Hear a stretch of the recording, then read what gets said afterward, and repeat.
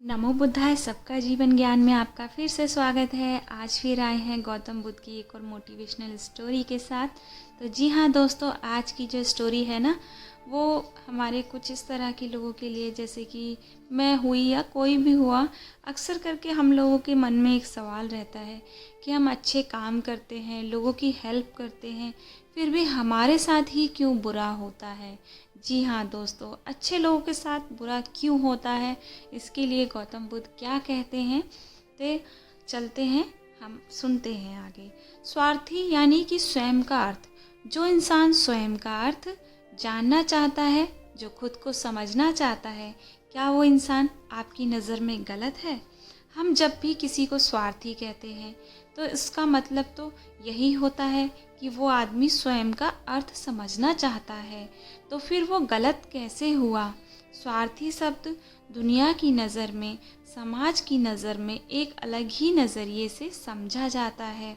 अक्सर हम अपने आसपास ऐसे बहुत से लोगों को देखते हैं जो स्वभाव से बहुत अच्छे प्रतीत होते हैं, यानी कि सब लोगों की मदद करते हैं, सबसे अच्छे व्यवहार रखते हैं।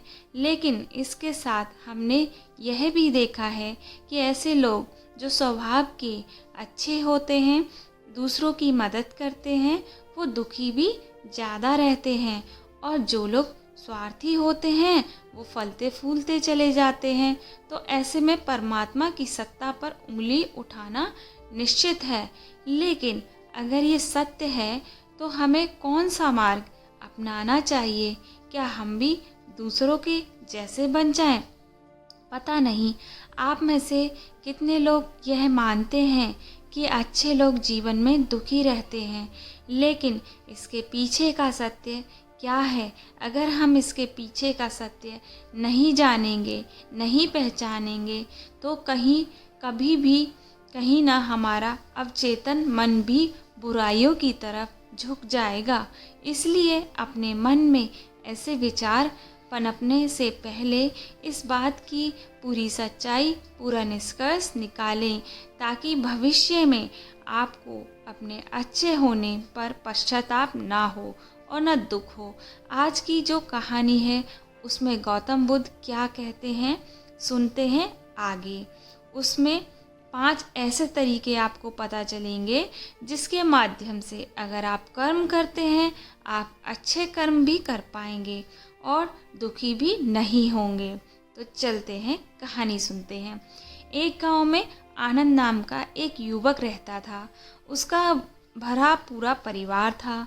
उसके 2 बच्चे थे, उसकी पत्नी थी, लेकिन उसके माता पिता इस दुनिया से चल बसे थे, इसलिए पूरे परिवार की जिम्मेदारी उसी के कंधों पर थी। बच्चे अपनी पढ़ाई लिखाई करते, उसकी पत्नी अपने घर गृहस्थी के कामों में के साथ गाय, भैंस, बकरी इत्यादि का दूध बेचकर अपना घर चलाती थी।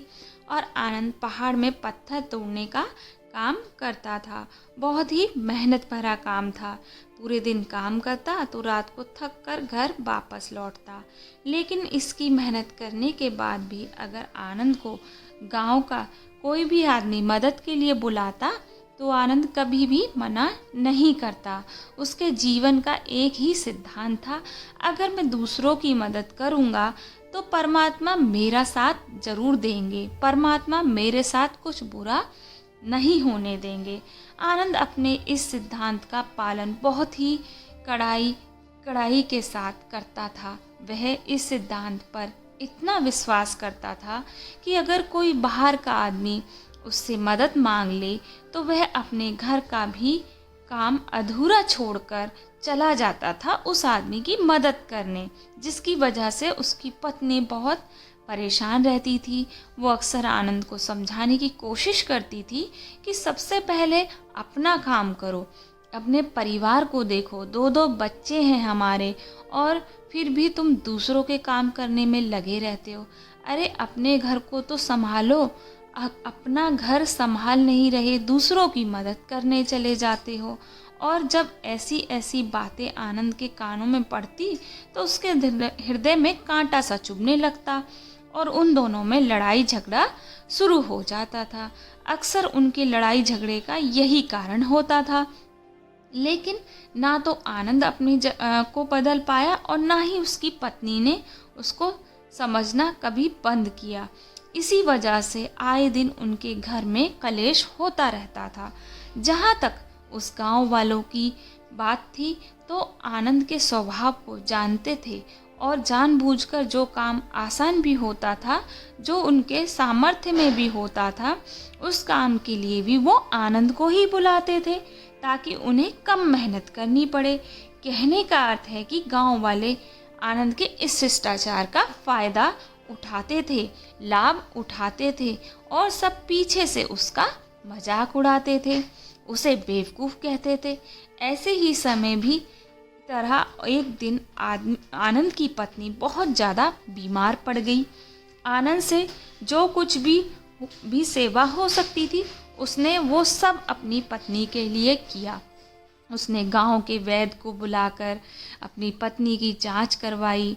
ये रोग उस वैद्य की पकड़ से बाहर था, इसलिए वैद्य ने कहा कि तुम अपनी पत्नी को नगर में जाकर किसी बड़े अच्छे वैद्य को दिखाओ, तुम्हारी पत्नी की जान बच जाएगी।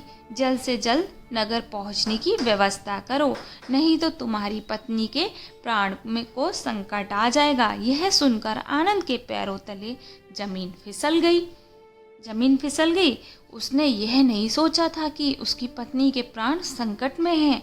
वो सोच रहा था कोई साधारण सा रोग होगा जिसका इलाज हो जाएगा, लेकिन जब उसने वैद्य की यही बातें सुनी तो वो घबरा गया। अब पत्नी को नगर तक लेकर कैसे जाए, क्योंकि उसके पास इतना धन ही नहीं था कि वो अपनी पत्नी के लिए एक घोड़ा गाड़ी कर उसमें अपनी पत्नी को लिटाकर नगर में ले जा सके। उसकी पत्नी की हालत बिल्कुल चलने की भी नहीं थी, इसलिए उसे नगर पहुंचने के लिए किसी घोड़ा गाड़ी की ज़रूरत थी। संयोग से उसके पड़ोसी धन्मू के पास एक घोड़ा गाड़ी थी। वो अक्सर व्यापार के लिए अपनी घोड़ा गाड़ी नगर में ले जाया करता था, इसलिए आनंद के मन में विचार आया कि मैं धन्मू की घोड़ा गाड़ी ले जा सकता हूँ। मैं धन्मू की इतनी मदद करता हूँ, कभी उसके काम को नहीं टालता, तो वो तो मेरे साथ कभी मना नहीं कर सकता। और यही सोचकर वो घोड़ा गाड़ी लेने के लिए धन्मू के पास पहुंच जाता है। लेकिन धन्मू बहुत ही चालाक इंसान था। वो बिना किराए के अपनी घोड़ा गाड़ी अपने सगे संबंधियों के लिए भी नहीं ले जाता था, तो आनंद की तो दूर की बात है। जब आनंद ने उससे घोड़ा गाड़ी के बारे में पूछा तो उसने यह कहकर टाल मटोरी कर दी कि मेरे घोड़े बहुत ज़्यादा बीमार हैं, वो शायद मुश्किल ही बच पाएंगे। 5 दिनों से वो कुछ नहीं खा रहे। ऐसे में बेचारा घोड़ा गाड़ी लेकर कहाँ नगर पहुँच पाएगा। हाँ, अगर तुम कुछ धन की व्यवस्था कर सकते हो तो मैं अपने एक मित्र की घोड़ा गाड़ी तुम्हारे लिए मंगवा सकता हूँ। यह सुनकर आनंद परेशान और चिंतित हो गया, क्योंकि उसके पास धन तो नहीं था। इसका मतलब उसकी पत्नी बड़े नगर में वैद्य के पास इलाज के लिए कैसे पहुंच पाएगी। उलझन भरे हुए विचारों के लिए जब आनंद वापस आ रहा था तो उसने एक दिल दहलाने वाला दृश्य देखा। उसने देखा धन्मू के घोड़े, जो धन्मू के अनुसार बीमार थे और कुछ खा पी भी नहीं रहे थे, गांव का एक ही युवक उसकी बाड़ से खोलकर बाहर ला रहा था और गाड़ी में उसको जोत रहा था। यह देखकर पहले तो आनंद को समझ नहीं आया। उसको बाद में जब आनंद ने उस युवक से पूछा तो उसने बताया कि धन्मू ने घोड़ा गाड़ी उसे किराए पर दी है। यह सुनकर आनंद का दिल टूट गया। उसने कभी सपनों में नहीं सोचा था कि उसका सबसे अच्छा मित्र धन्मू उसके साथ ऐसा कर सकता है। हालांकि ये इस बात पर दुखी होने का वक्त नहीं था, इसलिए आनंद वहाँ से जल्दी से लौट जाता है और गांव के एक ही सेठ के पास जाकर कुछ धन उधार लेकर धन्मू को दे देता है।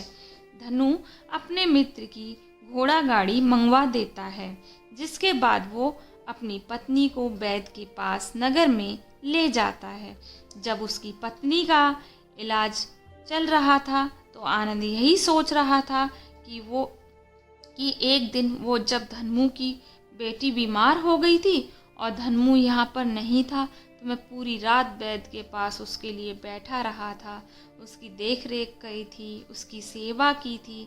इतने दिनों तक धन्मू नहीं आया, तब मैं उसके परिवार की देख रेख करता था। हाय, ये कैसा दुर्भाग्य है, जिसके लिए मैंने इतना कुछ किया, उसने एक घोड़ा गाड़ी देने से मुझे मना कर दिया, और वो भी तब जब मेरी पत्नी की ज़िंदगी मौत के कारण खेल रही थी। कुछ देर बाद वैद्य बाहर आकर आनंद को एक बहुत बुरी खबर देता है। वो आनंद को बताता है कि उसकी पत्नी को कर्क रोग हो चुका है, जिसका कोई भी इलाज नहीं है। उसके पास कुछ समय ही शेष बचा है। यह सुनकर आनंद दुखी होकर वहीं जमीन पर बैठ गया। उसकी पूरी दुनिया उजड़ने वाली थी और उसे कोई रास्ता नज़र नहीं आ रहा था। कुछ समय बाद उसकी पत्नी चल बसी। अब दोनों बच्चों की जिम्मेदारी उसके कंधों पर आ गई थी, लेकिन यहाँ पर आनंद के सारे सिद्धांत टूट चुके थे, सारे भ्रम खत्म हो चुके थे। अब आनंद के सारे भ्रम खत्म हो चुके थे।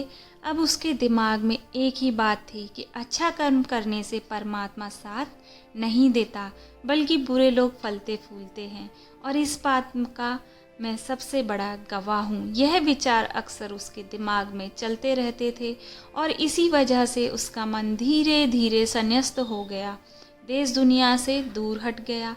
और एक दिन ऐसा भी आया जब वो अपने बच्चों को अपने रिश्तेदारों के पास छोड़कर इस देश दुनिया को त्याग कर एक सन्यासी बनने के लिए घर से निकल पड़ा। उसके गांव में किसी को कुछ नहीं, उसने अपने गांव में किसी को कुछ नहीं बताया। किसी को नहीं पता था कि आनंद अचानक कहाँ गायब हो गया। सन्यास की दीक्षा लेने के लिए वो एक बौद्ध भिक्षु के पास पहुंचता है। बौद्ध भिक्षु उस समय ध्यान में बैठे थे। ध्यान से बाहर आने के बाद वो बड़े ध्यान से आनंद के चेहरे को देखते हैं और उससे सन्यासी बनने का कारण पूछते हैं। इस बात पर उन्हें अपनी पूरी आप बीती सुना देता है और कहता है कि हे महात्मा, इस दुनिया में से मुझे कुछ भी हासिल नहीं हुआ। मेरा मन इस दुनिया से विरक्त हो चुका है। जब अपने दोस्तों ने ही मेरा साथ नहीं दिया तो इस दुनिया में रहने का क्या मतलब, और इसी वजह से मैं सन्यासी बनना चाहता हूँ। यह सुनने के बाद बौद्ध भिक्षु ने उपदेश देना शुरू किया। उन्होंने कहा कि याद रखना बेटा, जीवन से विरक्त होकर सन्यासी बनना तुम्हें परम सुख तक नहीं पहुंचा सकता, परम आनंद तक कभी नहीं पहुंचा सकता। तुम दुनिया से अपने मन पर एक बोझ लेकर विरक्त हुए हो। तुम दुनिया से परमात्मा की खोज करने के लिए विरक्त नहीं हुए हो। इस भ्रम में कभी मत रहना कि तुम संसार से विरक्त हुए हो, क्योंकि संसार ने तुम्हें धोखा दिया, ऐसा तुम्हें लगता है। इसलिए तुम परमात्मा पे कभी विश्वास नहीं कर पाओगे और ना ही उन पर अपनी पूर्ण आस्था बना पाओगे। इसलिए सन्यासी होने का भी तुम पूरा लाभ कभी नहीं उठा पाओगे। सन्यासी होने का लाभ तब मिलता है जब हमारी परमेश्वर परमात्मा में पूर्ण आस्था बन जाती है। मैं तुमसे पूछता हूँ, क्या तुम्हारी आस्था परमात्मा में है? यह सुनकर आनंद कहता है कि हे महात्मा, मैं तो दुनिया देखकर आया हूँ। जो बुरे कर्म करता है वो फलता फूलता है, जो अच्छे काम करता है उसे कुछ भी नहीं देता परमात्मा, उसे दुख ही देता है। इसलिए मैं परमात्मा पर अपनी पूर्ण आस्था कैसे बना सकता हूँ? यह सुनकर उस बौद्ध भिक्षु ने कहा कि यही तो मैं तुम्हें समझाना चाहता हूँ कि तुम पूरी ऊर्जा अपने सन्यासी जीवन में लगाओ और उसके बाद भी तुम्हें फल प्राप्त ना हो तो तुम्हें कैसा लगेगा। इसलिए किसी की भी मदद करने के लिए मैं 5 सिद्धांत तुम्हें बताता हूँ। यह 5 सिद्धांत समझकर संसार में वापस लौट जाओ और संसार में एक ग्रस्त जीवन जियो। इसके बाद ही सन्यासी जीवन का उदय होता है। जब हम अपने ग्रस्त जीवन को पूर्ण रूप से समझ लेते हैं और उस अपनी जिम्मेदारियों का निर्वाह करते हैं, यह कहकर बुद्ध भिक्षु ने कहना शुरू किया कि जब भी तुम किसी की सहायता करते हो, किसी की मदद करते हो, उसमें सबसे पहली बात, सबसे पहला सिद्धांत जो ध्यान में रखना होता है, पहला सिद्धांत वो होता है कि किसी की मदद करते वक्त, किसी की सहायता करते वक्त कभी भी उससे उम्मीद मत रखना। यह मत सोचना कि आज मैंने इसकी सहायता कर दी, मदद कर दी, तो कल बदले में यह मेरी सहायता ज़रूर करेगा, मेरी मदद करेगा। अगर तुम ऐसा सोचोगे तो तुम्हें जीवन में दुखों का सामना करना ही पड़ेगा, क्योंकि एक नहीं तो दूसरा, या दूसरा नहीं तो तीसरा, कोई ना कोई तुम्हारी उम्मीद जरूर तोड़ेगा। और वास्तविकता में मदद या वो सहायता नहीं होती, वो हमारे लालच का एक रूप होता है। हम उसकी सहायता या मदद निर्भर तरीके से नहीं करते। हमारे मन में लालच का भाव, हमारे मन में बदले का भाव, हम यह सोचकर मदद करते हैं कि इसकी मदद कर देता हूँ तो कल यह मेरी मदद करेगा। और यही हमें अक्सर उन लोगों की मदद करने के लिए विवश कर देता है जो किसी न किसी रूप में धनवान होते हैं, क्योंकि हमें लगता है कि कल ये आदमी धन के द्वारा मेरी मदद कर सकता है। और इसलिए जिस इंसान को वास्तविकता में मदद की आवश्यकता हो सकती है वो गरीब हो, लेकिन हमारा मन अपने लालच के वशीभूत होकर उसकी मदद कभी नहीं करेगा। इसलिए किसी की मदद और किसी की सहायता करने में अपने विचार को विस्तार दो। केवल एक प्रकार के वर्ग के लिए अपनी सहायता या अपनी मदद पेश मत करना, उन सबके लिए समान होना चाहिए। जरा सोचो, एक तरफ तुम्हारा मित्र हो जिसके पास धन है, संपदा है, और दूसरी तरफ कोई गरीब औरत हो जो भूखी बैठी हुई है। तुम्हारा दोस्त तुमसे कहता है कि यार आज तो खाने के लिए अच्छे अच्छे पकवान मंगवा लो बाज़ार से, और दूसरी तरफ वो औरत तुमसे 2 सूखी रोटी मांग रही है, तो तुम किसकी मदद करोगे? कौन मदद का हकदार सबसे पहले है? सबसे पहले हमारा कर्तव्य बनता है कि उस औरत की भूख मिटाएं।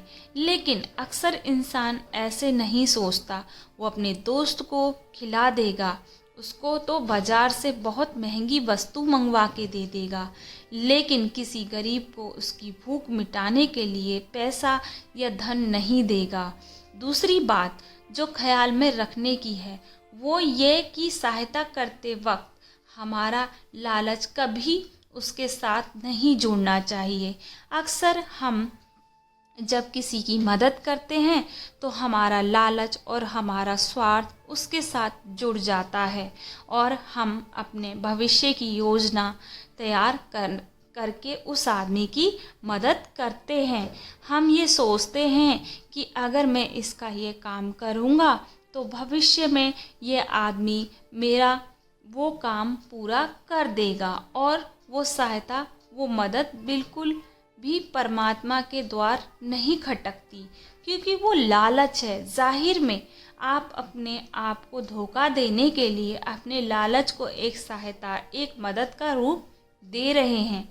तीसरी बात जो ख्याल में रखने की है वो अपने सामर्थ्य के हिसाब से दूसरों की मदद करो। कभी भी एक ग्रस्त आदमी को किसी की इतनी सहायता नहीं करनी चाहिए जिससे उसका परिवार और उसके बच्चे कष्ट में जीवन बिताएं। सबसे पहला फर्ज हमारा होता है अपने परिवार को सुखी रखना, उनकी ज़रूरतें पूरी करना, और उसके बाद दूसरे की मदद करना होता है। लेकिन कुछ लोग दूसरों की मदद से पहले करते हैं और अपने परिवार को तवज्जो कम देते हैं, जिससे कि परिवार में लड़ाई झगड़े आए दिन पनपते रहते हैं और यह सब समाज में देखते रहते हैं। अपने आसपास अगली बार जो ख्याल में रखने की होती है वो ये है कि अपना कर्म, अपनी जिम्मेदारियां पहले निभानी होती है। हम अपना कर्म छोड़कर पहले दूसरों की मदद के लिए चले जाते हैं और जब दूसरे बदले में हमारी मदद नहीं करता तो हमको दुख होता है। हम सोचते हैं मैंने तो अपना काम छोड़कर इस आदमी की मदद की, वो आदमी मेरी मदद नहीं कर रहा। इसलिए अपना कर्म सर्वोपरि, अपना कर्म ऊपर, क्योंकि वही काम करने के लिए इस दुनिया में हमारा जन्म हुआ है। और सबसे आखिर में जो बात समझने की है वो है परमात्मा की मर्जी से ही सब कुछ होता है। हमारा कर्तव्य है अपने कर्म को करते जाना।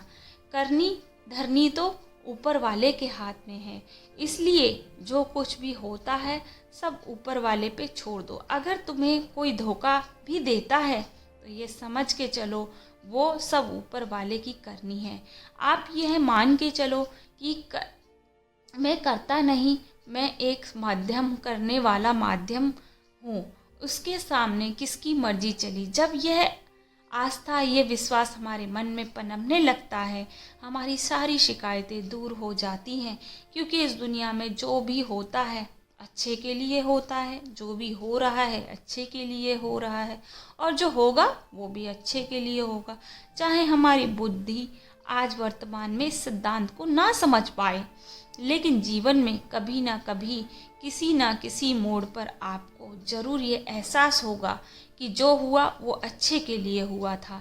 इसलिए सारी शिकायतें दूर कर दो, बस अपना कर्म करते जाओ, अपने गृहस्थ जीवन को पूर्ण रूप से जी लो और इसके बाद ही सन्यासी जीवन की नींव होती है।